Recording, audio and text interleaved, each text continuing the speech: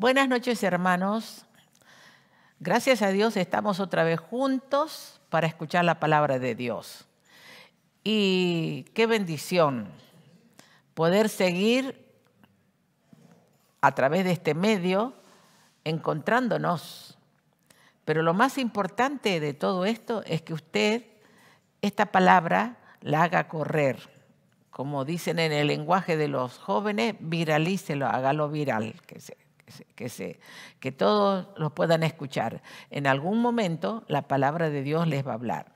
Y hoy quería hablarles justamente, hablando acerca de hacerla correr, quería decirles que es tan importante cuando hombres de Dios tan grandes como el apóstol Pablo, antes de morir dan los últimos consejos. Y yo quisiera leer con ustedes lo que el apóstol Pablo dice antes de morir. Dice en 2 de Timoteo capítulo 4, versículo 1, dice así, le está dando el consejo a Timoteo. Te encarezco delante de Dios y del Señor Jesucristo, que juzgará a los vivos y a los muertos en su manifestación y en su reino. Que prediques la palabra, que instes a tiempo y fuera de tiempo, redarguye, reprende, exhorta con toda paciencia y doctrina. Porque vendrá tiempo cuando no sufrirán la sana doctrina, sino que teniendo comezón de oír, se amontonarán maestros conforme a sus propias concupiscencias. Y apartarán de la verdad el oído y se volverán a las fábulas. Pero tú, sé sobrio en todo. Soporta las aflicciones. Haz la obra de evangelista. Cumple tu ministerio. Porque yo ya estoy para ser sacrificado y el tiempo de mi partida está cercano. Cuando nosotros leemos estas palabras tan impactantes de un hombre de Dios como el apóstol Pablo, nos impacta lo que él nos deja, el legado que nos deja o lo que él nos quiere decir. Si nosotros comparamos las últimas palabras de Jesucristo antes de que él pueda ascender al cielo, después que resucitó, ¿cuál fue las últimas palabras de Jesús? ¿Qué le dijo a sus discípulos? Él le dijo así, vayan a Jerusalén, estén juntos, esperando la promesa del Espíritu Santo. Y dice, para no leerlo, Hechos 1:8, dice así, y recibiréis poder, porque le está diciendo que van a recibir la promesa del Espíritu Santo, y recibiréis poder. Cuando haya venido sobre vosotros el Espíritu Santo y me seréis testigos. Testigos. ¿Dónde? Ahí donde estaban ellos en Jerusalén. Después la capital era Jerusalén. Después Judea era la provincia. Y después los otros países vecinos como Samaria, que es parte de Siria, y después dice hasta lo último de la tierra. ¿Y dónde es el último de la tierra? En este momento acá Río Gallegos. Donde usted vive es el último de la tierra, porque no estamos viviendo en el Medio Oriente. Ahora, cuando Jesús dice eso, es porque Él quería que nosotros seamos testigos de la verdad y que realmente en este tiempo tan difícil van a venir tiempos espantosos, pero estas son las últimas palabras que él dice, según la historia, el apóstol Pablo, antes de que fuera echado a los leones en el Coliseo romano. Qué tremendo, ¿no? Qué muerte espantosa, pobrecito. Eso dice la historia, usted lo puede leer la historia. Dice que él fue echado en el Coliseo a los leones. Ahora, lo más importante en este momento para nuestras vidas, no cabe ninguna duda que estamos viviendo estos días que el apóstol Pablo le decía a Timoteo no era para la época de él, aunque también se iba a vivir así, pero era para estos días, 2000 años después. Ahora, no le está diciendo que es el fin. No está diciendo la palabra de Dios que es el fin del mundo. No, el fin del mundo es más terrible. ¿Sabe lo que dice la palabra de Dios, lo que estamos viviendo ahora, en este momento? Tiempos peligrosos, feroces, tiempos espantosos, pero también estamos viviendo nosotros todas las cosas que usted está escuchando, que estamos viviendo, dice que es el comienzo. Así que si usted está asustado o usted vive donde está pasando tantas catástrofes, tantas cosas, dice que es el comienzo, es principio de dolores. Eso dice Jesús en Mateo 24. Y entonces cuando nosotros miramos esto, que estamos viviendo estos tiempos, entonces entramos a pensar realmente qué es lo que le va a pasar a este planeta. ¿Qué es lo que le va a pasar a este planeta Tierra? Estamos viviendo con tanta contaminación. No tenemos ni que hablar, porque yo no tengo por qué decir, eso lo dicen los científicos, lo dicen las noticias, dice que está la contaminación de los mares, del aire, de la tierra, bueno, todo está contaminado. Pero nosotros sí podemos hablar qué está pasando con los jóvenes, con los jóvenes en este momento. ¿Qué les está pasando a la juventud? Hay una contaminación tan terrible, inmoral, que la que no hubo nunca antes. Usted me dirá, siempre hubo cosas, ¿sí? Pero ahora es masiva. Masiva quiere decir es mucho. Hay una contaminación terrible. Mire lo que dice Segunda de Timoteo. Ahora vamos a mirar Segunda de Timoteo capítulo 3, versículo 1. Le dice el apóstol Pablo, también debe de saber esto. ¿Qué tenía que saber? Que en los postreros días, o sea, en los tiempos de ahora, postreros eran los que iban a venir. No es el tiempo del fin, no me malinterprete. En los postreros vendrán días peligrosos. ¿Cuáles eran los peligrosos? Porque habrá hombres amadores de sí mismos y ahí enumera todo lo que iba a pasar. Dice, estos tiempos peligrosos y finales no es el fin del mundo, no es el fin de la época. Entonces, pero también Primera de Pedro, lo podemos mirar a Primera de Pedro, también está diciendo más o menos parecido. La palabra del Señor dice así, capítulo 1, versículo 20, dice así, ya destinado desde antes de la fundación del mundo, pero manifestado en los postreros tiempos por amor de vosotros. Está hablando que ya destinado desde antes de la fundación del mundo Jesús, pero manifestado en los postreros tiempos. Dice que el Señor se manifestó y lo podemos conectar con Primera de Juan, capítulo 2, verso 18. Hijitos, ya es el último tiempo. ¿Ve? Que seguimos hablando de lo mismo. Los tiempos finales, no del fin del mundo, sino tiempos finales que estamos viviendo, tiempos postreros, tiempos peligrosos. Ya es, hijitos, ya es el último tiempo. Y según vosotros oíste que el anticristo viene. Ya estamos escuchando nosotros. Aún la gente que no conoce Biblia está escuchando que el anticristo viene, un hombre que va a solucionar el problema del mundo y todo se está dando para que ese hombre aparezca. Así ahora han surgido muchos anticristos. Por esto conocemos que es el último tiempo. Por esto conocemos. Nosotros conocemos que estamos viviendo en estos tiempos difíciles, porque de toda la forma se ha aumentado todo lo que es la maldad. Y esta es la generación cuando Jesús regrese. ¿Qué cosa, no? en medio de tanta maldad, en medio de se multiplicó todo, Jesús va a volver. Jesús va a volver.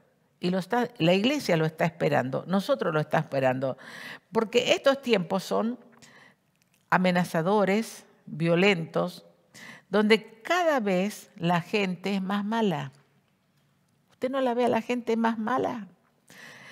Y también hay un deterioro terrible de la raza humana. ¿Cómo se deterioró? Se cambiaron los patrones, se cambiaron las cosas, hay un deterioro terrible de la raza humana y no les importa nada. Eso es lo más terrible. ¿Qué es lo que no les importa a la raza humana? ¿Qué está haciendo ahora el humano? No les importa los hijos. No les importa. No les importa la familia. Porque hay tanta pornografía en este momento en el mundo a través del internet que es abiertamente. Hace 20 años atrás, si usted se acuerda, había pornografía, pero ¿cómo la camuflaban? Las revistas le ponían arriba una bolsa o una cosa blanca para que no se vean las fotos y las vendían en los kioscos. Y en el internet también lo camuflaban, había que ir a ciertos canales para ver. Pero ahora es público, donde los niños, los adolescentes, están siendo informados con esas cosas espantosas y donde su mente se les está dando vuelta. Por ejemplo, en este momento, si hablamos de adolescentes, tenemos que decir de 12 años. ¿Cómo de 12 años? Sí, de 12 años. Ya están llenos de todas esas cosas, de tanta maldad llena su cabeza. 12 años, ni qué decir, es normal porque entonces, aunque nosotros sabemos que todavía son niños, porque no se desarrollaron todavía, son niños, pero ya están influenciados por tanta maldad. Ahora, ¿cómo invirtió Jesús su tiempo con los discípulos? ¿Cómo invirtió? Mire, si tenemos que decir, en esos 3 años y medio Jesús solamente preparó en realidad a 11 discípulos, porque uno se mató. 11 discípulos. Y los preparó para este tiempo. Los preparó para estos tiempos, para cuando Él partiera, que venían tiempos difíciles, para que se preparen y lleven el Evangelio. Y entonces los prepara y les dice Jesús a los discípulos que ellos tenían que ser testigos. Él se iba. Y cómo ese mundo de esa época, de ese entonces, si usted lee la Biblia y ve la historia, porque usted ve la historia, esos 12 hombres llenaron del Evangelio en aquel entonces. De ahí aparecen 7 iglesias que uno ve en Asia, las 7 iglesias, y ve esto, ve los continentes, ve que cruzaron hasta que llegó el apóstol Pablo a morir en Roma. ¿Y dónde estaba el apóstol Pablo? En Jerusalén. Mire cómo fue llevado hasta Roma, ahí donde lo mataron. Entonces, volvemos a nuestra lectura, que ya la leímos, de 2 de Timoteo, capítulo 4, versículo 1, dice así: te encarezco delante de Dios y del Señor Jesucristo, que juzgará a los vivos y a los muertos en su manifestación en el reino. Dice el 2, que prediques la palabra, que instes a tiempo y fuera de tiempo, redarguye, reprende, exhorta con toda paciencia y doctrina. ¿Qué está diciendo? Está diciendo que nosotros somos la iglesia, sal y luz. En este momento somos los que alumbramos, somos los que sazonamos. Pero si la luz se apaga, si la sal se desvanece, no sirve más para nada. Entonces, todavía Dios no ha juzgado al mundo. No ha juzgado al mundo. Ahora acá, las últimas palabras del apóstol Pablo a Timoteo le dice que prediques la palabra. ¿Cuáles fueron las últimas palabras de Jesús a los discípulos, a esos 12? Sean testigos de lo que vieron, vayan y enseñen a otros. Predica la palabra. ¿Desde dónde? No, pero tengo que tener una iglesia para predicar la palabra. Nos damos cuenta en esta pandemia que las iglesias se cerraron. ¿Dónde hay que predicar? En todo momento. Comienza a predicar en tu casa. Por supuesto, en tu casa tenés que dar buen testimonio, si no, no hay profeta en su propia tierra, no te van a creer si no das buen testimonio. Predica desde tu propia casa, con tus amigos, con tus compañeros de escuela, compañeros de trabajo, compañeros de lo que sea. Tenemos que ser luz, tenemos que ser sal, tenemos que predicar la palabra y también tenemos que orar. Tenemos que orar, hermanos, amigos, jóvenes, niños, ustedes que están yendo a la escuelita. Oren. ¿Por quién? Primero por los pastores. Que Dios los ilumine y que los pastores no se desanimen, como hay muchos que se han desanimado y las iglesias se han cerrado, las han cerrado, pero no sé si se van a volver a abrir. También tenemos que orar por los hermanos, para que los hermanos no se desanimen, no se dispersen. También tenemos que orar por la familia que se convierta, que llegue el momento en que Dios pueda salvar toda tu casa. Como dice, serás salvo tú y tu casa. Tenemos que orar, pero también tenemos que orar por la gente, por nuestros vecinos, por nuestros doctores, por toda la gente que vive en nuestra provincia, en nuestra ciudad, para que se conviertan. Porque sabemos que la única solución para esta vida, para este mundo, la única solución para poder cambiar las cosas es Dios. No hay otra. Ya sabemos cómo está todo. Ya sabemos, no tenemos ni que hablar porque usted lo sabe, yo lo sé. Por eso tenemos nosotros que orar. No dejar de orar, seguir orando. Y hablando de orar, tenemos que orar también por nuestra iglesia, que Dios mediante el sábado y domingo ya tendremos los cultos presenciales, Dios mediante. Tenemos que orar para que el Señor guarde a la hermandad y guarde a las personas que van a venir a escuchar la palabra de Dios otra vez en la iglesia. Y como siempre lo hemos hecho, algunos vamos a seguir orando presencial y otros van a seguir orando virtual. Sigan orando, porque hay muchas personas que están orando con mucha gente de afuera que no pueden venir acá a la iglesia, porque viven en Jujuy, en Salta, en Córdoba, en Brasil, en Perú. Están unidos con nosotros virtualmente orando. Bueno, con ellos usted tiene que seguir orando, porque no pueden decirle, vénganse a Río Gallego ahora a la iglesia. No.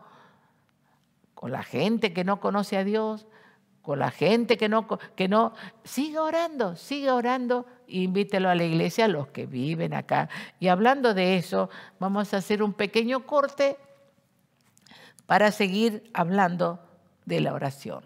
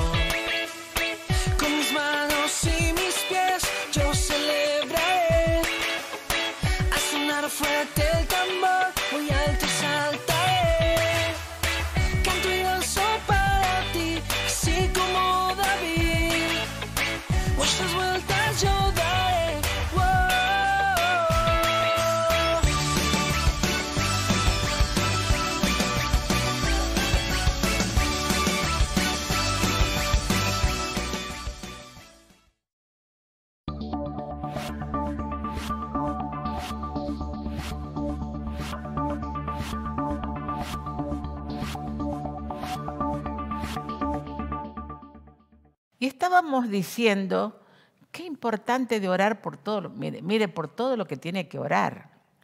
Y tenemos que orar por nuestra ciudad, por nuestra provincia, por nuestras también gobernantes, porque son días difíciles, hermanos, amigos, que estamos pasando.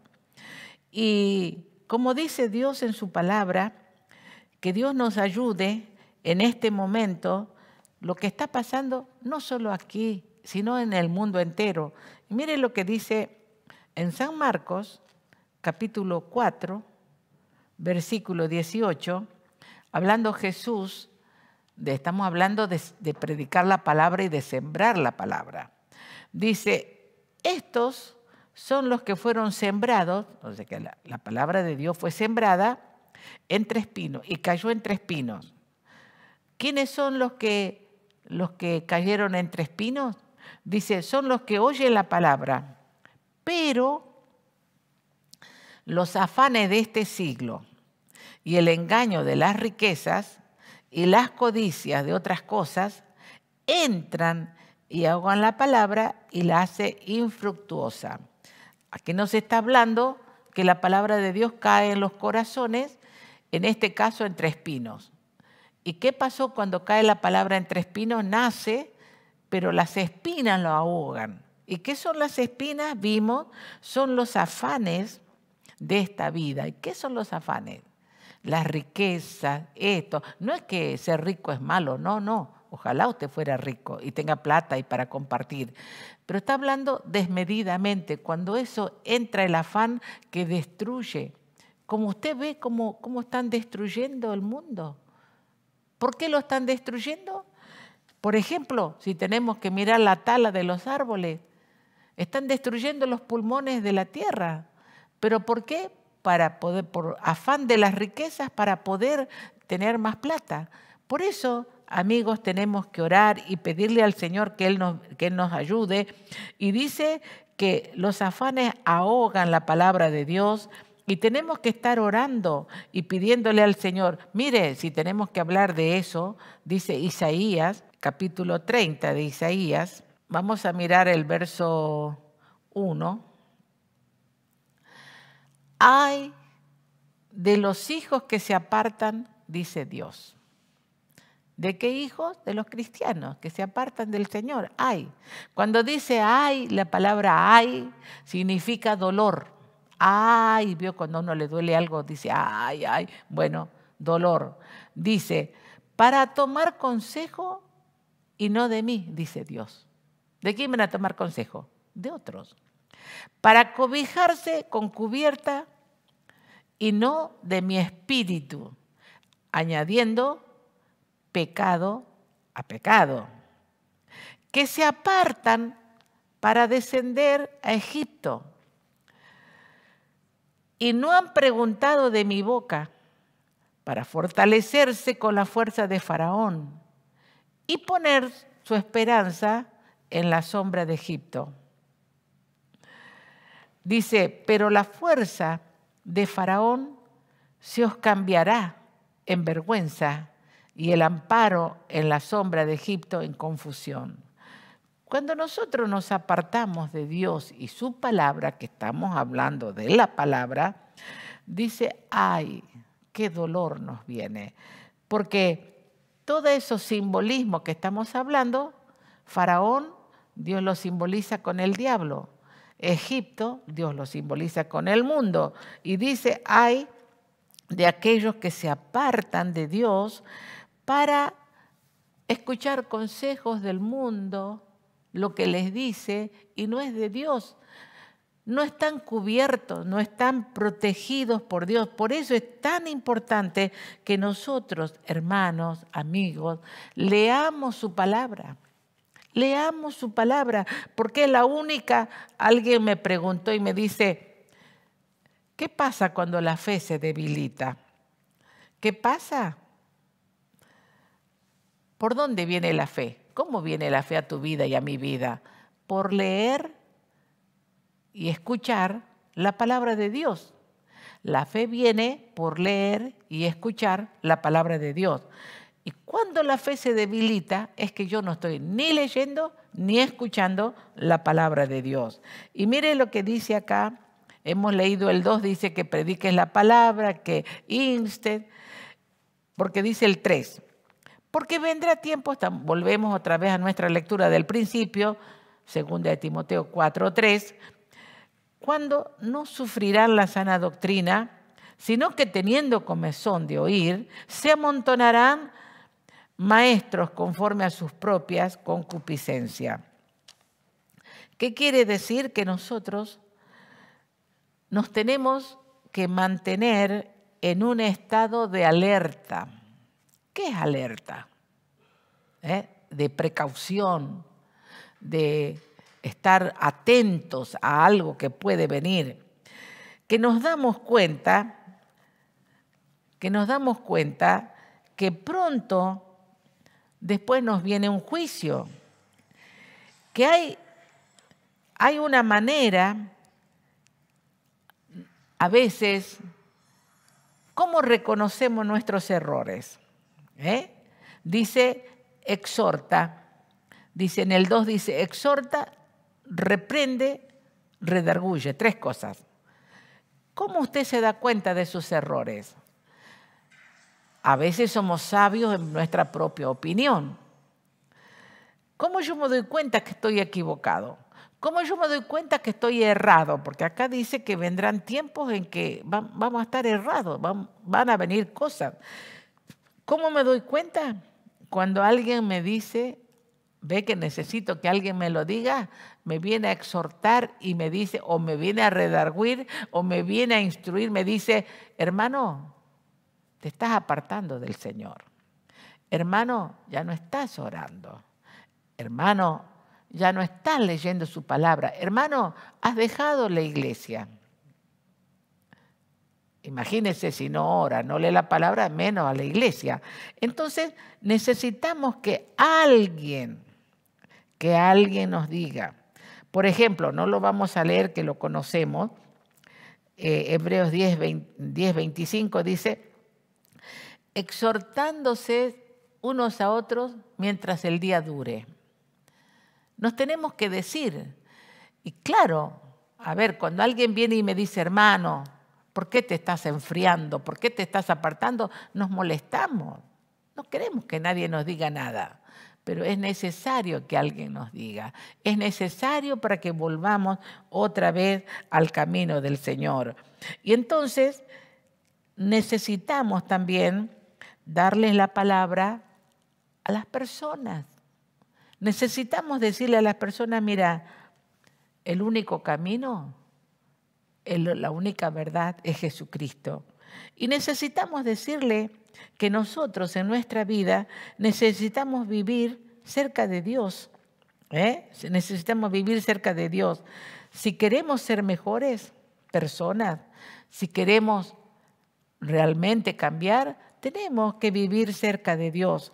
Ahora, cerca de su palabra. Dice que en este tiempo, hemos leído en el 3, ahora vamos a leer el 4, dice, y se apartarán de la verdad, y apartarán de la verdad del oído y se volverán a las fábulas. ¿Qué es una fábula?